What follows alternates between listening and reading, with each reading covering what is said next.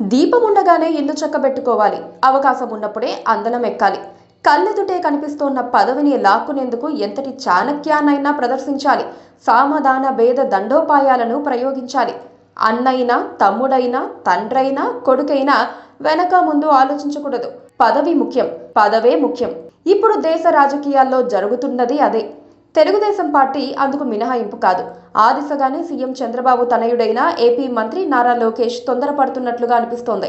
నిజానికి దాన్ని తొందరపాటు అని కూడా చెప్పలేం. అది అంబిషన్. వచ్చిన అవకాశాన్ని చేజార్చుకోకూడదన్న దృఢ సంకల్పం.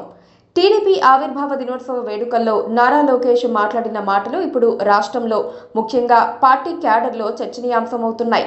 నేను పార్టీ ఎదుట ఒక ప్రతిపాదన పెట్టారు.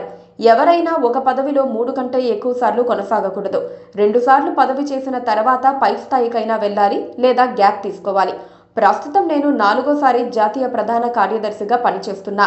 నా ప్రతిపాదన నా నుంచి అమలు కావాలి అని లోకేష్ అన్నారు. ఆ మాటల్లో ఒక స్పష్టమైన సంకేతం ఉంది. ఇంకెన్నాళ్ళు నేను వెయిట్ చేయాలి అన్న ప్రశ్న ఆ స్టేట్మెంట్ నుంచి ప్రతి ఒక్కరి చెవులకు సోకుతోంది. జాతీయ ప్రధాన కార్యదర్శి పదవి అనేది అలంకారప్రాయమైనది మాత్రమే. అందులో బావుకునేది ఏమీ ఉండదు. హోదా కూడా కనిపించదు. లోకేష్ అన్నీ తానే చేస్తున్నప్పుడు ఇక పార్టీ పదవి ఉంటే ఎంత, ఉండకపోతే ఎంత అన్న ప్రశ్న ఆయన అనుచరుల్లో ఎక్కువగా వినిపిస్తోంది. పైగా యువ నాయకుడు లోకేష్ ఒక బలమైన అంబిషన్తో రాజకీయాల్లో ముందుకు సాగుతున్నారు. వాట్ నెక్స్ట్, నేనెప్పుడు అన్నది ఆయన్ను, ఆయన అనుచరులను వేధిస్తోన్న ప్రశ్నే అవుతుంది. నేను 4 సార్లు జాతీయ ప్రధాన కార్యదర్శిగా చేశాను అన్నది ఒక బలమైన సందేశం.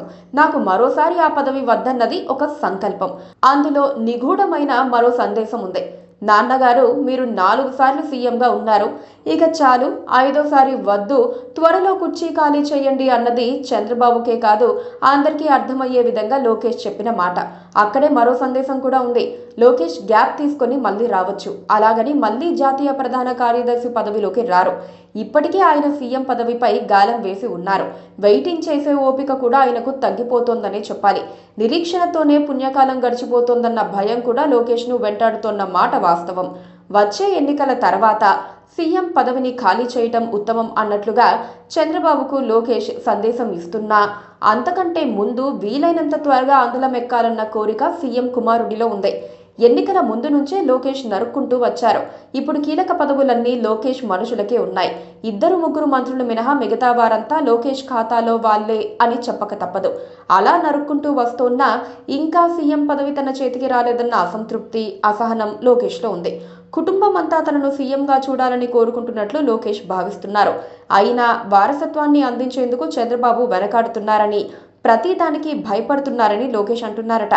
గతసారి 2019 వరకు చంద్రబాబు సీఎంగా ఉన్నప్పుడే లోకేష్కు బాధ్యత అప్పజెప్పాలన్న ప్రతిపాదన వచ్చినట్లుగా ఒక ప్రచారం ఉంది.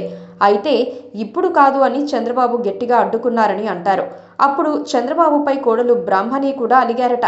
ఇప్పుడు కూడా సేమ్ సీన్ రిపీట్ అయ్యే లోపే ఏదో ఒకటి చేయాల్సిన అనివార్యత ఉంది. మరేం జరుగుతుందో చూడాలి. Please subscribe to KTV Telugu. KTV Telugu. KTV Telugu channel.